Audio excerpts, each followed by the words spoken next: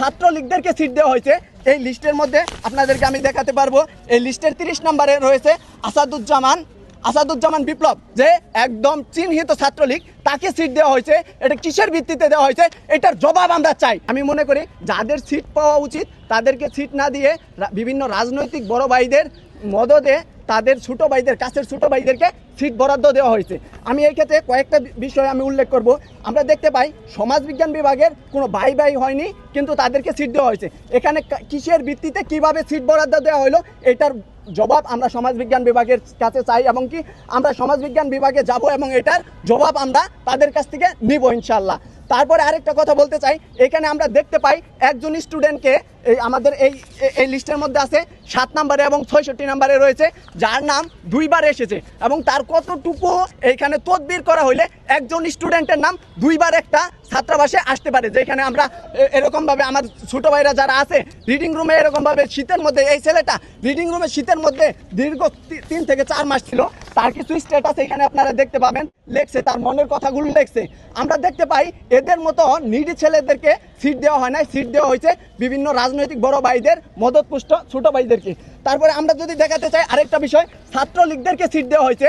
এই লিস্টের মধ্যে আপনাদেরকে আমি দেখাতে পারবো, এই লিস্টের 30 নম্বরে রয়েছে আসাদুজ্জামান বিপ্লব, যে একদম চিহ্নিত ছাত্রলীগ, তাকে সিট দেওয়া হয়েছে। এটা কিসের ভিত্তিতে দেওয়া হয়েছে, এটার জবাব আমরা চাই, এটার জবাব দিতে হবে।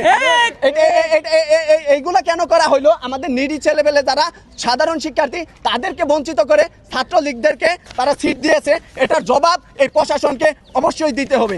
আমরা তাদের আরও বেশ কিছু এরকমভাবে স্ক্রিনশট রেখেছি, তারা এখনও চিহ্নিত ছাত্রলীগের সাথে যুক্ত, তারা কিভাবে হলে সিট পায়, এটার জবাব আমাদেরকে অবশ্যই দিতে হবে, এই প্রশাসনকে দিতে হবে। এই বঙ্গুর প্রশাসন যারা ছাত্রদের পক্ষে না, যারা সাধারণ শিক্ষার্থীদের পক্ষে না, তাদেরকে অবশ্যই এটার জবাবদিহির মুখোমুখি হতে হবে।